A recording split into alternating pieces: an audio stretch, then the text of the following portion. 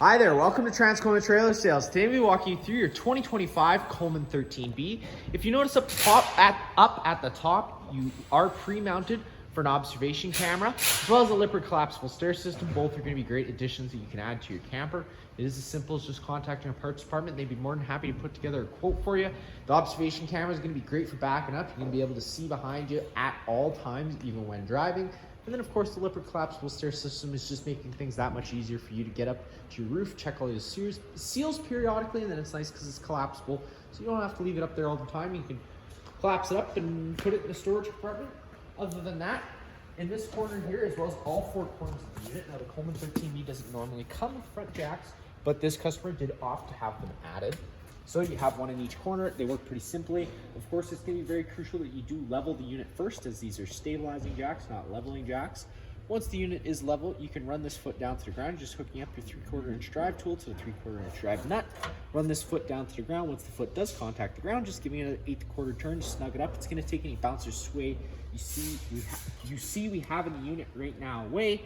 Just a little note, these are very easy to bend, especially if you're running them in or out with an impact. Just keep it in mind, if you're using an impact, how much torque you put on them. You don't need to put that much, they just do need to be snug. And then you got your two different valves. You got your gray valve, which is one you'll want to empty last. This is going to be your little bit cleaner water filled from your sinks and your showers. And then you have your black tank, which is your dirtiest water. It's your sewage water. That's going to be the one you want to empty first. And the reason I tell you that is it gets it out of the way, and then the gray water helps wash it down, keeping that hose that little bit cleaner. You got your sewer cap. This is the exact same ears the sewer hose is going to have. They do just line up with the corresponding slots here. Lock and click it into place, and you're all done. Coming a little bit further up ahead, it's your standard 30 amp plug end.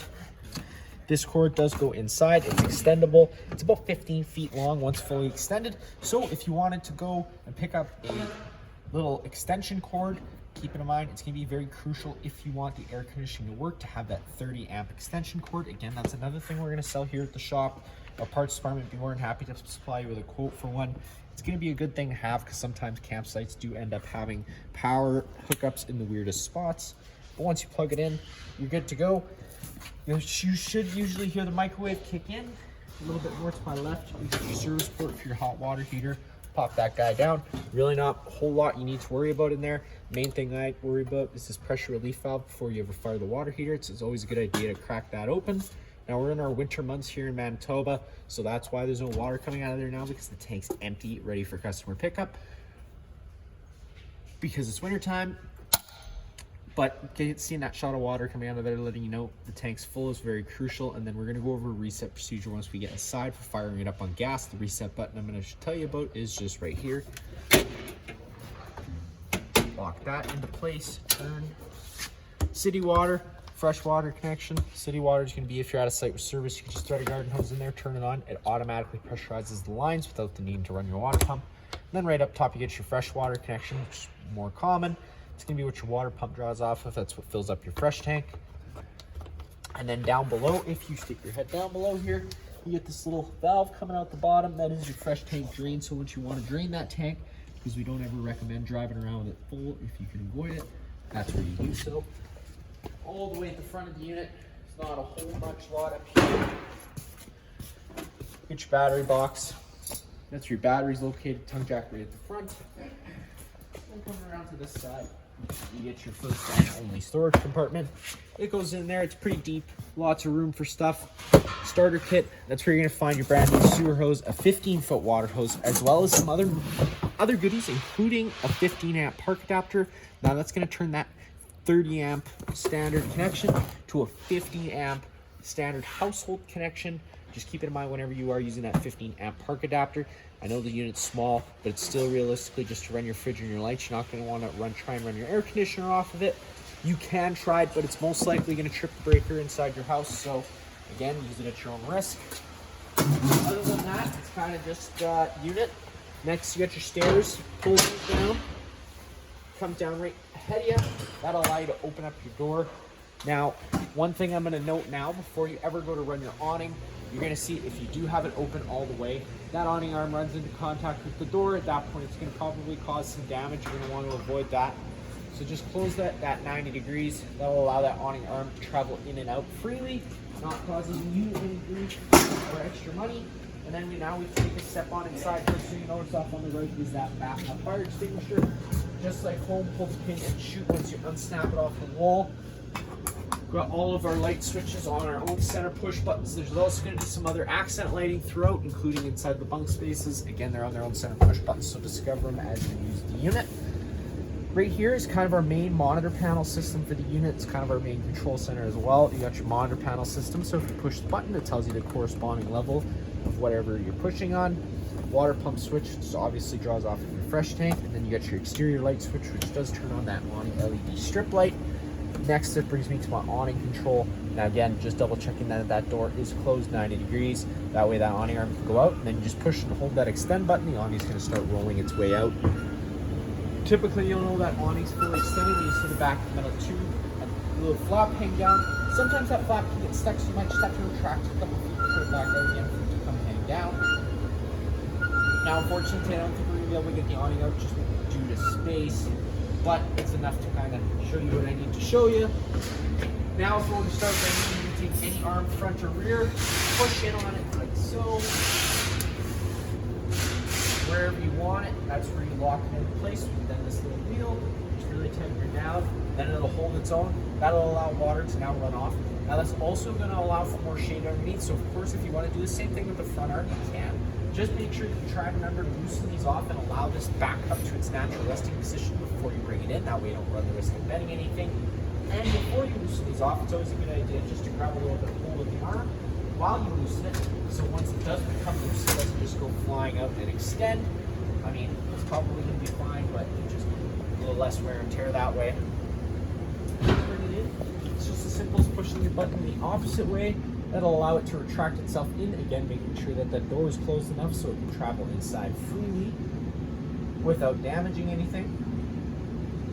And once the arms contact the side of the trailer, you would be all done.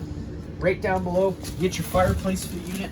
Now, not only is this the fireplace, but this is also going to be the furnace for the unit. This unit isn't equipped with any propane, which could be a huge pro for you. Nothing you need to worry about gas-wise inside that's going to harm you. Power button right down below there. If you push it, it usually turns it on. I don't have the remote, so it's probably why it's not turning on. Right next to it, you got your different rock light colors coming on with that button. Right next to it, you get your different fan levels, and then that button there sets the temperature. Get your Everchill mini fridge to my right.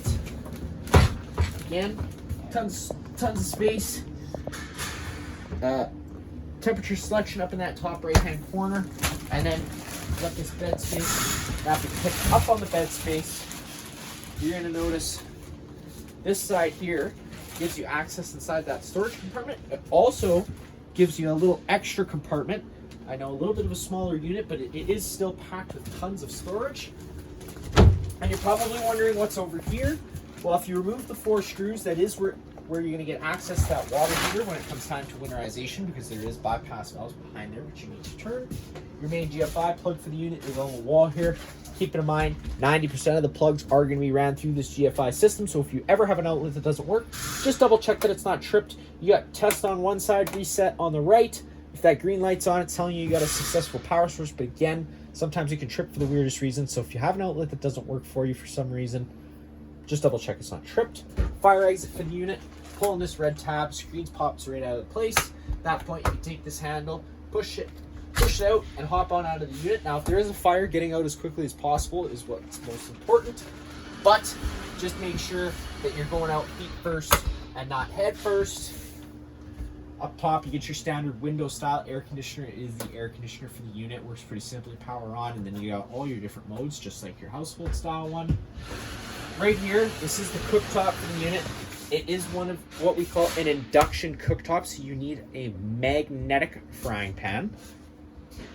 So if that's something you don't already have, it's something you're probably going to need if you want to plan on cooking inside. Microwave up top, just like home, sink. Other than that, it's pretty standard for kitchen space. Behind me, you do get your little bunk area. Now this top bunk, in case you had a bigger fellow down below and not anyone up top, you could just push up on this, And that'll allow that to fold right up and back. And that could give whoever's sleeping down here a little bit of extra headspace. Now, of course, you don't have to run it like that. You can just fold it back down and all is well, and you can use it. You do have USB plugins and USB-C plugins, top and bottom. You also do get a little light in each. And then down below, utilize all that storage space because they give you tons of it. Put all your bags and stuff down under there. Opening up the door, pretty standard bathroom. Again, light switch just on its own center push button. Toilet, flusher on the right. Then your shower space. Nice full-size shower, especially for the size of the unit. And above my head, that's where you get that vent lid. Opening that guy up clockwise.